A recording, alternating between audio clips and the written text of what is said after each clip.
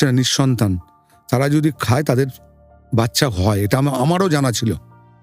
এবং আচ্ছা। আমি আসার পরে আমার হাত দিয়ে যাদের দিয়েছি, ধরুন আমি যদি 10 জনকে দিয়ে দেখি 5 জনের আমি ফল পেয়েছি। এরকম ঘটনা আচ্ছা। উলুবেড়িয়ার একজন সুরজিৎ ঘোষ বলে একজন আছে, তার এবং বনগার একজন, একসঙ্গে দুজন, 2018 না 19, দুজন আমি বসে আছি, তখন সবে পুজোর সামনাসামনি, এসে হাওয়াও করে কাঁদছে আমার সামনে, দুজন শাশুড়ি, যে মানে মন্দিরেই? মন্দিরে, তখন ওই মন্দির ছিল আমাদের, এত বড় হয়নি তখন, ধর্মশালার মধ্যেই মন্দির ছিল।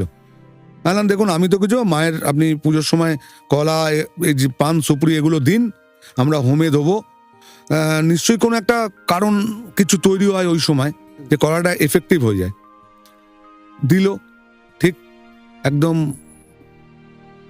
সেই বাচ্চাটা দাদা এখনো প্রতি বছর